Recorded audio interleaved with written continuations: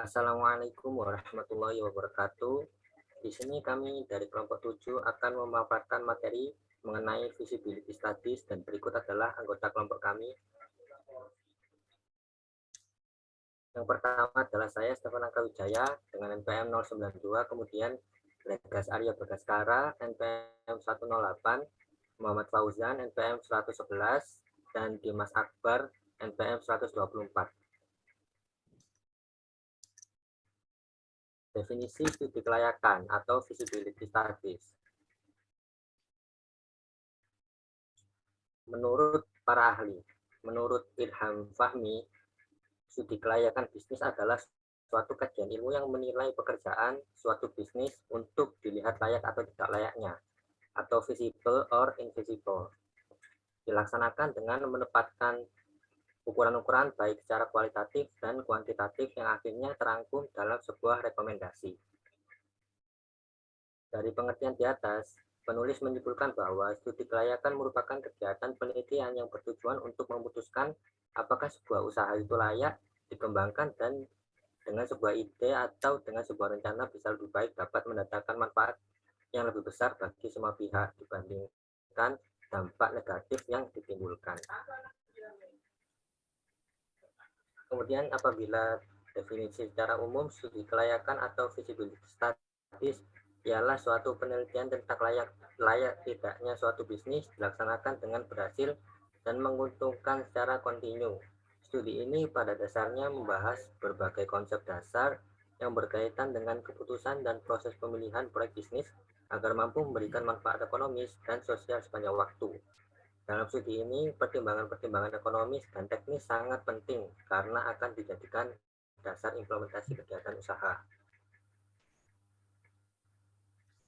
Peran dari studi kelayakan bisnis. Peran dari studi kelayakan bisnis antara lain yang pertama mendirikan usaha baru, misalnya untuk membuka toko, membangun pabrik, mendirikan perusahaan jasa, membuka usaha dagang, dan lain-lain. Kemudian yang kedua, mengembangkan usaha yang sudah ada, misalnya untuk menambah kapasitas pabrik, untuk memperluas skala usaha, untuk mengganti peralatan atau mesin, untuk menambah mesin, untuk memperluas cakupan usaha, dan sebagainya. Kemudian yang ketiga, memilih jenis usaha atau investasi proyek yang paling menguntungkan, misalnya pilihan usaha dagang, pilihan usaha barang atau jasa, kemudian aplikasi proyek A atau proyek B, dan lain sebagainya.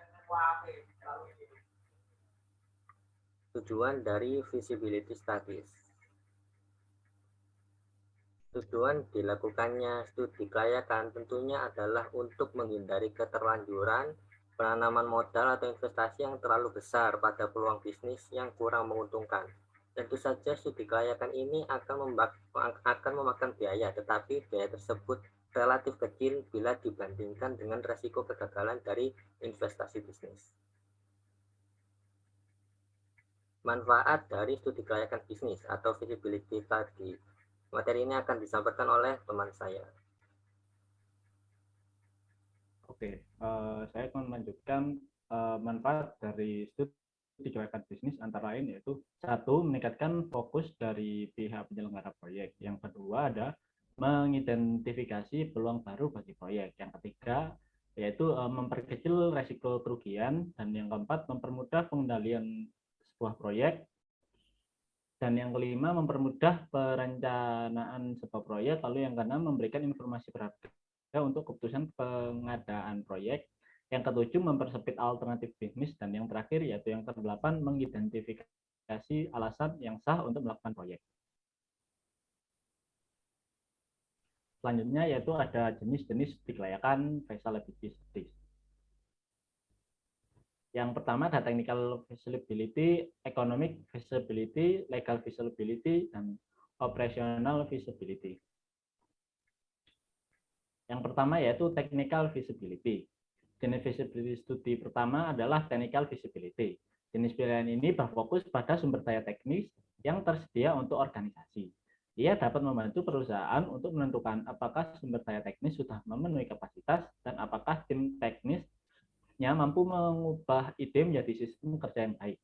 Uji kelayakan teknis ini juga melibatkan evaluasi terhadap hardware, software, dan persyaratan teknis lainnya yang diusulkan semasa perencanaan. Yang kedua ada economic feasibility. Jenis analisis ini biasanya melibatkan penelitian terkait biaya dan manfaat proyek untuk membantu organisasi menentukan kelayakan dari proyek sebelum sumber daya keuangan dialokasikan. Ia juga berfungsi sebagai teknik penilaian proyek independen dan bisa meningkatkan kredibilitas proyek. Hasil analisisnya mampu membantu mengambil keputusan untuk menentukan manfaat ekonomi positif bagi organisasi yang akan diberikan setelah proyek usai. Lalu yang ketiga ada legal feasibility. Jenis feasibility studi berikutnya yang dapat digunakan perusahaan adalah legal feasibility. Jenis analisis ini digunakan untuk menyelidiki apakah ada aspek dari proyek yang bertentangan dengan persyaratan hukum. Hal itu seperti undang-undang zonasi dan undang-undang perhitungan data. Katakanlah sebuah perusahaan ingin membangunkan gedung kantor baru di lokasi tertentu. Nah, studi kelayakan ini bisa mengungkapkan lokasi yang dipilih perusahaan tidak cocok untuk jenis bisnis mereka. Lalu yang keempat dan yang terakhir ada operational feasibility. Jenis feasibility studi terakhir yang kerap digunakan proyek-proyek besar adalah operational feasibility. Teknik penilaian ini melibatkan studi untuk menganalisis dan menentukan apakah kebutuhan organisasi dapat dipenuhi dengan melaksanakan proyek. Studi kelayakan operasional ini juga bisa memeriksa apakah rencana proyek sudah memenuhi persyaratan yang perlu diidentifikasi dalam fase analisis pengembangan bisnis. Selanjutnya ada teknik melakukan feasibility study. Yang pertama ada investigation. Dalam investigation, informasi dikumpulkan dengan kuesioner yang disusun secara hati-hati. Kuesioner dibuat setelah sesi brainstorming dan setelah mempertimbangkan tujuan survei pendahuluan. Yang kedua ada interview. Interview adalah cara yang paling umum dan memuaskan untuk mengumpulkan informasi tentang kendala objektif, alokasi tugas, dan masalah serta kegagalan dalam sistem yang ada. Dalam metode ini, baik sumber maupun pencari sama-sama aktif. Tujuan interview adalah untuk mendapatkan dan memberikan informasi untuk mengetahui tidak hanya fakta, tetapi juga sikap, perasaan, nilai, harapan, kebutuhan, dan juga rencana. Relevansi, kelengkapan, dan akurasi informasi juga penting untuk desain sistem dan ini dicapai melalui wawancara. Yang ketiga akan dilanjutkan oleh teman saya. Ya, kita lanjut ke yang ketiga yaitu record inspection. Jadi studi tentang bagian organisasi, manual prosedur, dan statistik dapat mengungkapkan banyak informasi tentang suatu prosedur. Namun, studi yang cermat dari formulir yang saat ini digunakan harus memberikan panduan terbaik untuk praktik saat ini, yang mungkin atau mungkin tidak sesuai dengan persyaratan asli.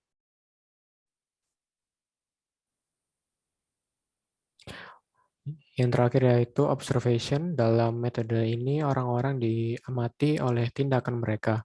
Metode ini digunakan untuk mempelajari orang-orang dalam kelompok, untuk mempelajari proses, apa yang dilakukan, bagaimana melakukannya, siapa yang melakukannya, kapan, berapa lama, dan kenapa dilakukan.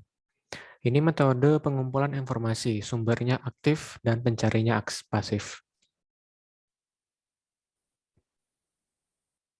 Sebagai langkah pertama menuju pengamatan, lebih baik untuk mengidentifikasi dan menentukan apa yang akan diamati, memperkirakan lamanya waktu, mendapatkan persetujuan manajemen, dan menjelaskan tujuan kepada pihak yang diamati.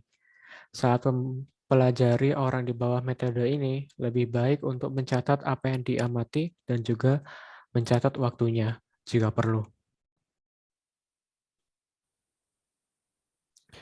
Kemudian lanjut ke tools untuk feasibility study.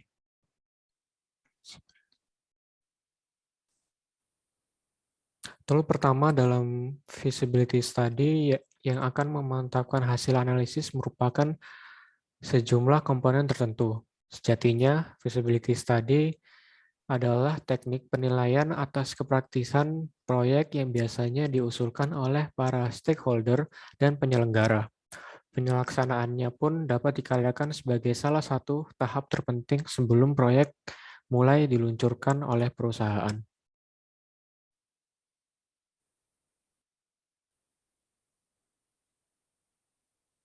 Maka dari itu, feasibility study tak bisa dilakukan secara sembarangan. Ada beberapa komponen yang perlu dikaitkan perusahaan saat melakukan studi tersebut. Komponen-komponen inilah yang nantinya akan mengungkapkan kualitas perencanaan dan pelaksanaan proyek.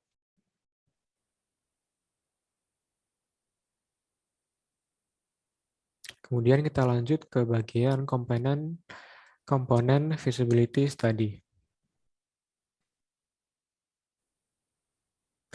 Berikut ini adalah daftar dan penjelasan singkat mengenai komponen-komponen feasibility study. Yang pertama yaitu market aspect, komponen yang berkaitan dengan supply dan demand di pasar.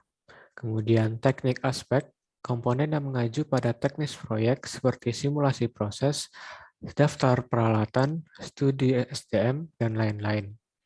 Management organization aspect, kualitas pihak manajerial dan penyelenggara yang bertanggung jawab atas jalannya proyek. Financial aspect, kondisi finansial yang akan menopang jalannya proyek, seperti biaya operasional dan modal dari investor. Kemudian yaitu sosial ekonomi aspek, dampak sosial dan ekonomi yang akan dihasilkan oleh pelaksanaan proyek perusahaan.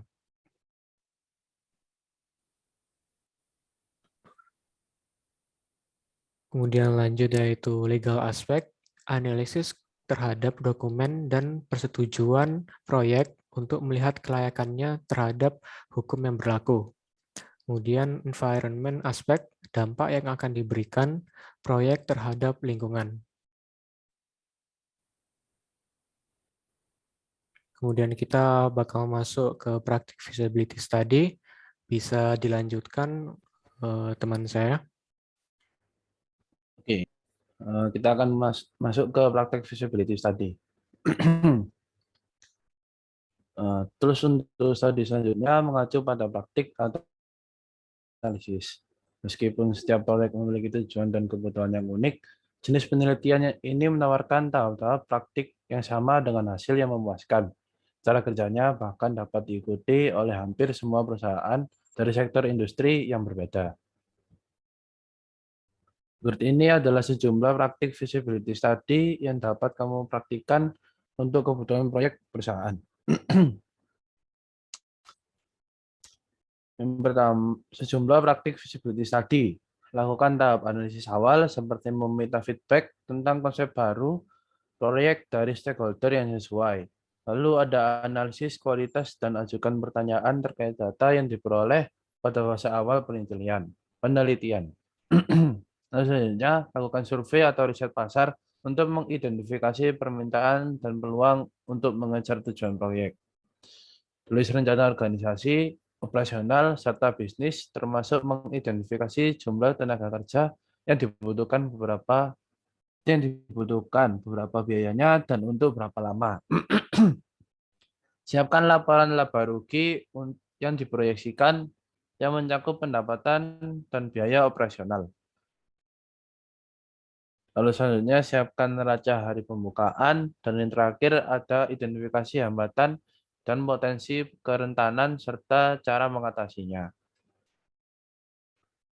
Lalu kita masuk ke contoh studi kelayakan. Ini contoh pertama. Sebuah perumahan di kawasan Cibubur, Jakarta Timur telah melakukan sebuah studi kelayakan proyek. Melalui studi tersebut didapatkan suatu informasi bahwa harga perumahan yang banyak diminati daerah tersebut adalah sekitar 500 juta rupiah. Dan hanya itu, tema arsitektur yang biasanya banyak dipilih adalah konsep minimalis modern dengan ruang terbuka hijau. Oleh karena itu, perencanaan proyek harus mengacu pada penyediaan rumah seharga 500 juta dengan desain minimalis dan ruang terbuka hijau di dalamnya. Akan sangat beresiko apabila pihak pengelola nekat menyediakan rumah dengan harga 1 miliar dengan konsep modern.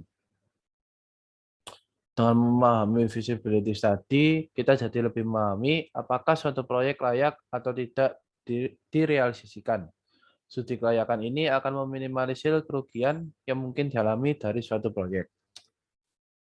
Lalu kita masuk ke contoh studi kelayakan yang kedua. Sebuah universitas elit di kota A hendak melakukan perluasan area kampus. Rencana mengenai proyek ini pun terus berlanjut. Selain itu, pemerintah setempat juga sudah menyetujui berdasarkan persyaratan tertentu. Namun, universitas tersebut juga mulai memikirkan tentang opini publik mengenai kondisi lingkungan sekitar. Pada dasarnya, bangunan asli kampus memang sudah berdiri lebih dari 50 tahun. Di era sebelum ini, Dewan Komunitas juga sudah menolak pembangunan sejenis. Hingga akhirnya, pihak universitas ingin mengetahui bagaimana masalah hukum dan politik akan mempengaruhi rencana proyek yang hendak dilakukan ini.